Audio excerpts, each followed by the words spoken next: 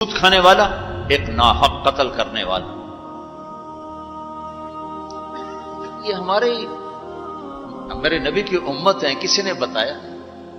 کسی نے محنت نہیں کی.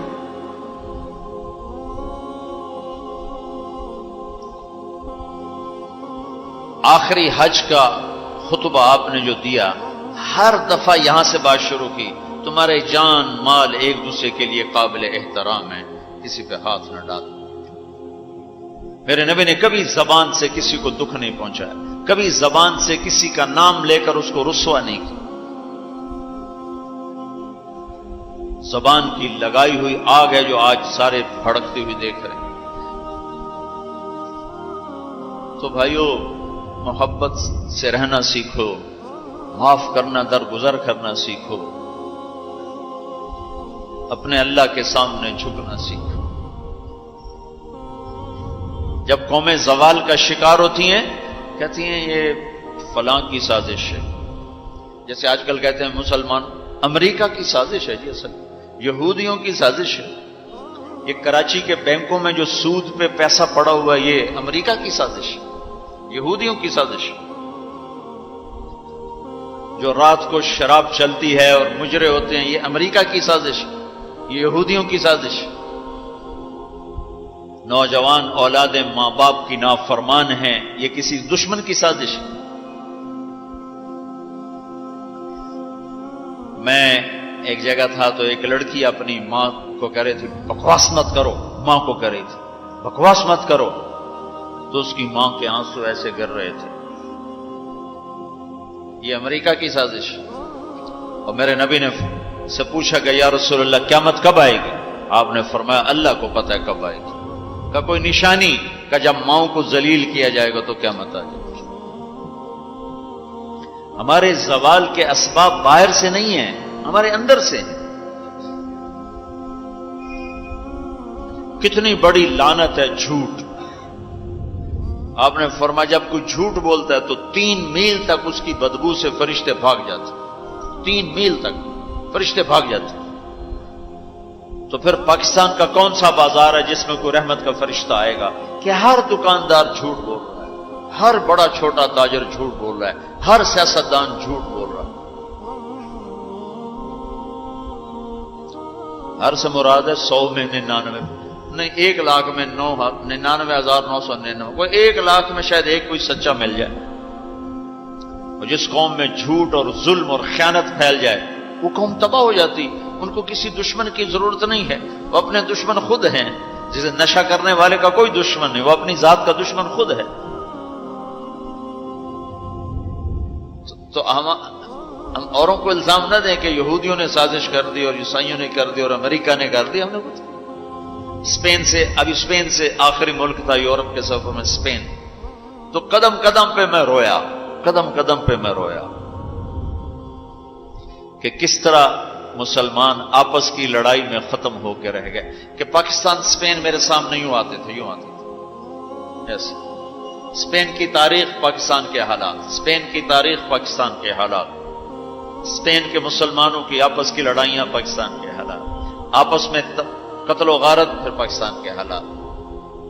تو اللہ تعالیٰ نے اس طرح ان کو مٹا دیا اسپین سے کہ ایک کلمہ پڑھنے والا باقی نہ بچا.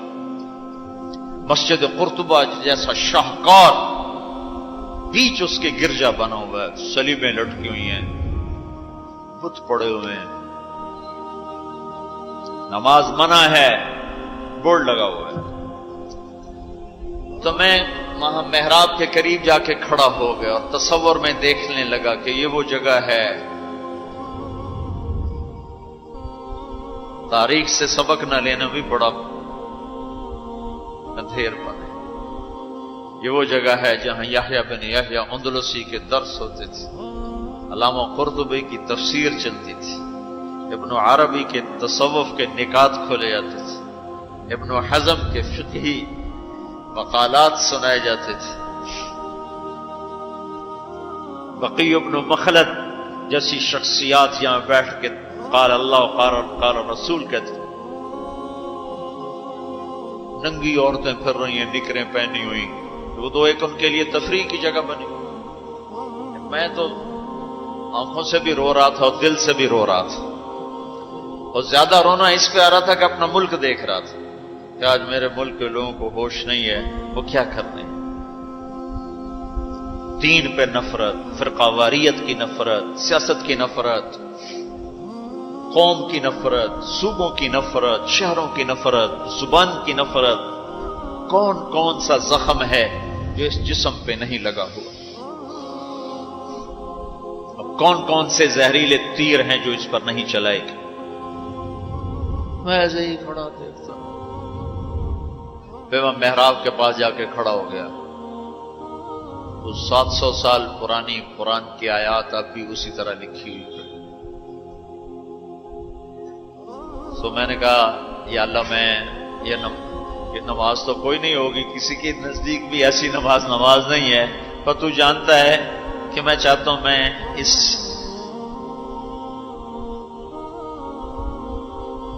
ارے میرے بھائیو، آپس کی نفرتیں مٹا دو اللہ کے واسطے،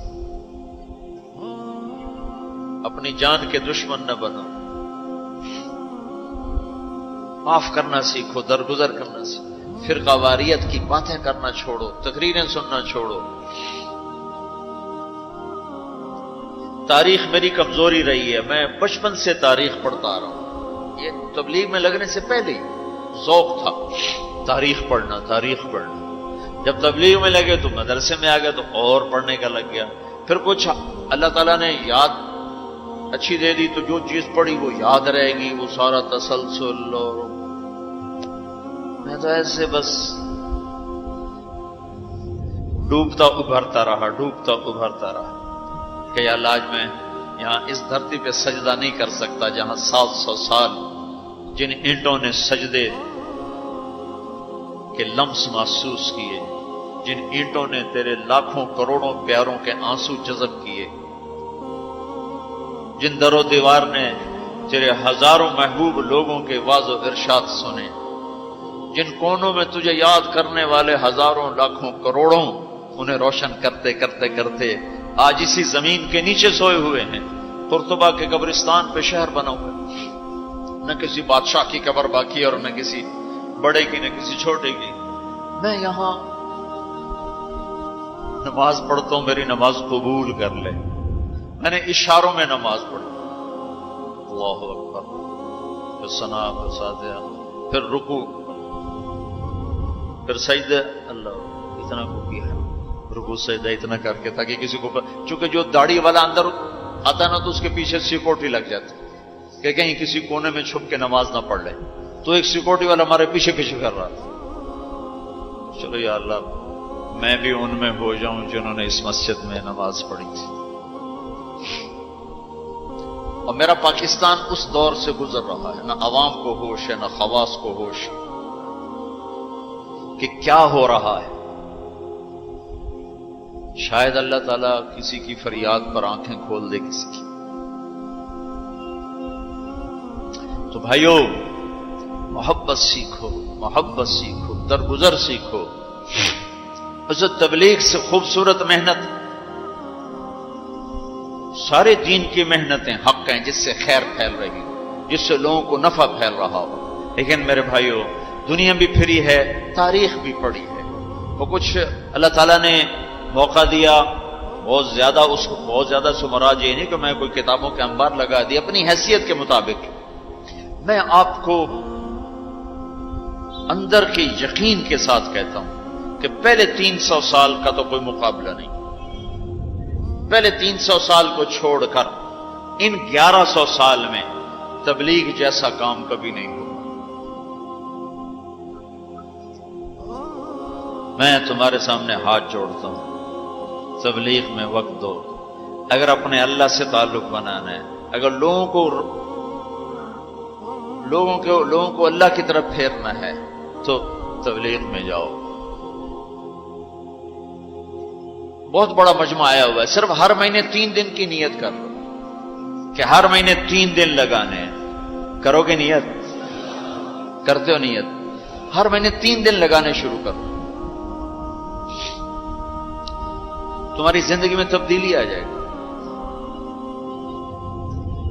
6 بر اعظم کے انسان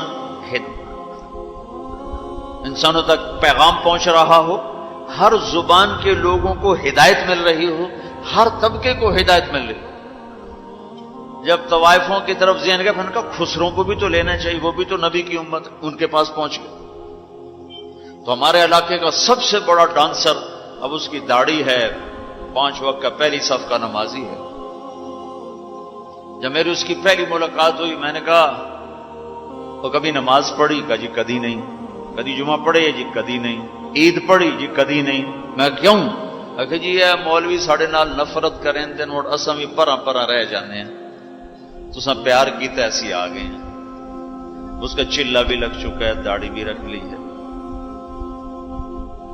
ایک مجھے ملا ناچن یہی، اس کے بال کٹوائے، سارا کچھ سٹ سٹ کیا، اور کچھ عرصے بعد پھر میں دیکھو نا سرخی لگا ہی فوٹو، وہ تھے نا کی بڑی۔ اس نے میں اپنے واقعہ سنا، کہا جی میں مسجد میں گیا نماز پڑھنے، تو مولوی صاحب نے آخیا اے خسرا کدے اندر وڑا ہے، انہوں باہر کٹو، انہوں باہر کٹو۔ تو ٹیک سنگ گئی ہماری جماعت 95 میں، تو اس وقت وہ یہ سوشلزم کا بڑا مرکز تھا، تو اس کے جا کے اس سے ملے ہمارے ساتھی، جو بڑا ان کا وہ پریزیڈنٹ تھا، صدر تھا۔ اس نے کہا جی مسلمان ہوں، کافر نہیں ہوں، سوشلزم سے متاثر ہوں۔ تو اس کی ہم بات کرتے تھے، ہم پر دہریے کا لیبل لگنا شروع ہو گیا، دہریے دہریے دہریے۔ ایک دن نماز پڑھنے گیا مسجد، ظہر کی نماز تھی، عصر کی نماز، وضو کر لیا تھا اور مسح کے لیے پانی لیا، مسح کرنے کے لیے ہاتھوں میں پانی لیا، تو پیچھے سے مولوی صاحب کی آواز آئی امام سے، اے دہریا اندر کدے وڑا ہے، باہر کٹو۔ تو میں نے وہ پانی یوں کر دیا، اور اس کے بعد آج تک میں مسجد نہیں گیا۔ اس میں جتنا مجرم وہ ہے، اتنا ہی مجرم وہ امام مسجد ہے جس نے یہ کہا ہے دہریا باہر کٹو۔ تو بھائیو بہت بڑا مجمع بیٹھے ہو اوپر نیچے، اور اکثر نوجوان نظر آ رہے ہو، محبت سیکھو، اللہ سے صلح کر لو، توبہ کر لو۔ یہ جو لوگ چوریاں ڈاکے کر رہے ہیں، ان کے لیے بھی دعا کرو کہ اللہ ان کو بھی ہدایت دے۔ وہ اس حال میں مر گئے تو پتہ نہیں کون سی جہنم میں جائیں گے۔ تو نیت کرتے ہو سارے؟ ایک نیت میں اور کروایا کرتا ہوں کہ بھئی آج تک جو ہوا ہوا، آئندہ توبہ، صلح کر کے اٹھیں، اللہ کی بارگاہ میں صلح کر کے اٹھیں۔ تو اس کی بھی نیت کرتے ہو؟ ابھی تمہارے آنے سے پہلے اسپین کے ایک ساتھی سے بات ہو رہی تھی، وہ جو میں آخر میں توبہ کرواتا ہوں، انہوں نے کہا جی آپ تو چلے گئے ہیں اور ہمیں مسلسل خبریں آ رہی ہیں، چونکہ وہاں پاکستانی بہت زیادہ شراب کا کام کرتے ہیں، ان کے ہوٹلز ہیں تو ہوٹل میں شراب چلتی ہے۔ انہوں نے کہا جی مسلسل ہمارے لوگ کہ اچھی جی توبہ کیتی ہے بھائی، ایسی شراب بیچنی بند کرتی، شراب بند کرتی، شراب بند کرتی، مختلف جگہوں سے خبریں آ رہی ہیں۔ کہا جی ہم نے وہاں توبہ کی، ہم نے سوچا تھا مکے جائیں گے، وہاں جا کے توبہ کریں گے، لیکن وہ تو ادھر ہی انہوں نے ہمیں توبہ کروا دی، تو بس یہ ہماری توبہ، ہماری توبہ۔ تو ایک یہ کہوں گا کہ توبہ کر کے اٹھو، ٹھیک ہے؟ جو پیچھے گزر گئی یا اللہ معاف کر دے، آئندہ تجھ سے صلح کر کے چلیں گے، اور اگر کبھی پھر ٹوٹ گئی تو یہ کون سا اوکھا کام ہے، پھر توبہ کریں گے، پھر معافی مل جائے۔ اس دربار میں معافی کے سوا تو معافی سے معاف کرنے سے زیادہ محبوب عمل کو نہیں اللہ کی بارگاہ۔ تو توبہ کی بھی نیت کرتے ہو تو کہو یا اللہ میری توبہ، پھر کہو یا اللہ میری توبہ، پھر کہو یا اللہ میری توبہ۔ اللہ قبول فرما لے۔ اب حج والوں سے کوئی موقع ملا تو کر لوں گا، ورنہ وہیں مکے چل کے بات کریں گے۔ لیکن آپ بھائیو، ہو سکتا ہے اس وقت کی بات یہی ہو جو اللہ نے کہلوائی، ضرورت اسی کی ہو۔ میں آپ سے گزارش کرتا ہوں، محبت سیکھو، معاف کرنا سیکھو، ماں باپ کے آگے چپ رہنا سیکھو، بیوی کی کمی بیشی برداشت کرنا سیکھو، حتیٰ کہ اولاد کی کمی بیشی پر بھی ایک دم سیخ پانا ہو جاؤ، ہاتھ نہ اٹھاؤ، صبر کرو، حوصلے سے کام لو، اور ان کو پیار محبت سے سمجھاؤ۔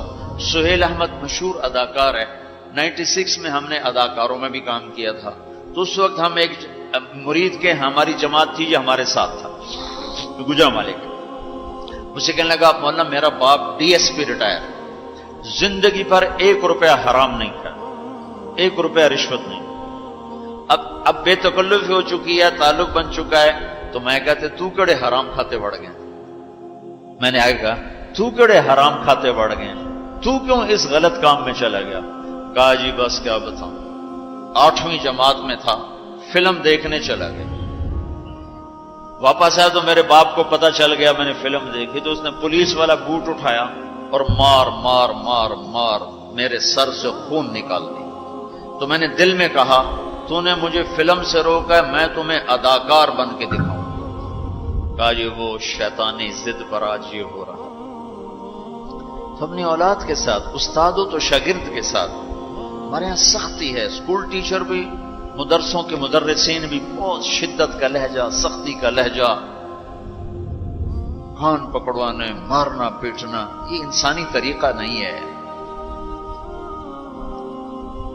پہلا جھوٹ ماں باپ سکھاتے ہیں، اولاد پہ سختی کرتے ہیں، وہ جھوٹ بولنا شروع کرتے۔ میرے والد صاحب نے نماز سختی سے پڑھانا شروع کی، جب میں گھر میں ہوتا تھا تو اب اللہ گواہ ہے اپنے گناہوں کا ذکر نہیں کرنا چاہیے، لیکن صحابہ بھی کیا کرتے تھے، جاہلیت کے قصے سناتے تھے اللہ کے نبی کو، اپنے باپ کے ڈر سے بغیر وضو پہ جا کے نمازیں پڑھیں۔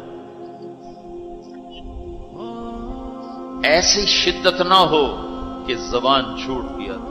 4تھی جماعت میں تھا میں، ہمارے استاد تھے ماسٹر شفیع صاحب رحمۃ اللہ علیہ، بڑے محنتی استاد، اس زمانے کے استاد ہوتے ہی محنتی تھے لیکن مارتے بہت۔ انہوں نے ہمیں حساب کا سوال لکھایا، سلیٹیں ہوتی تھیں اس پر۔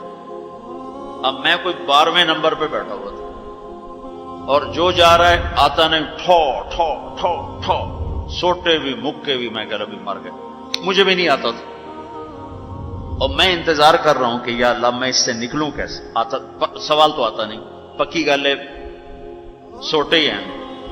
اب میرا چھوٹا ذہن اور میں سوچ رہا ہوں کہ کیا چکر چلاؤں، کیا چکر چلاؤں۔ تو تھوڑا سا بیک گراؤنڈ یہ ہے کہ چونکہ ہمارا زمیندارہ ماحول تھا تو استادوں کو گھر ہماری طرف سے گندم جاتی تھی، چاول جاتے تھے، گھی جاتا تھا، آٹا جاتا تھا، مکھن جاتا تھا، چینی جاتی تھی، مرچیں جاتی تھی، جو سیزن پہ تو وہ جاتی تھی۔ تو کوئی 2 مہینے پہلے میرے استاد جی نے کہا تھا کہ پتر مرچاں بھجوا دے، ابے نو آخی مرچاں بھجوا دے۔ وہ میں بھول گیا کہنا بھول گیا۔ سب میں بیٹھا سوچ رہا ہوں یا اللہ جان کیسے بچاؤں، وہ 2 مہینے پرانی بات یاد آ گئی۔ جب میرے سے آگے 2 لڑکے رہ گئے، اس وقت یہ سارا پچھلا کمپیوٹر کھلا تو میں اٹھ کے گیا، میں نے کہا استاد جی ابا جی پہ آندین کل مرچاں پہنچ جا سکتے، ابا جی پہ آندین کل مرچاں پہنچ جا سکتے۔ میں نے کہا شاباش میرا پتر تو بائے جا۔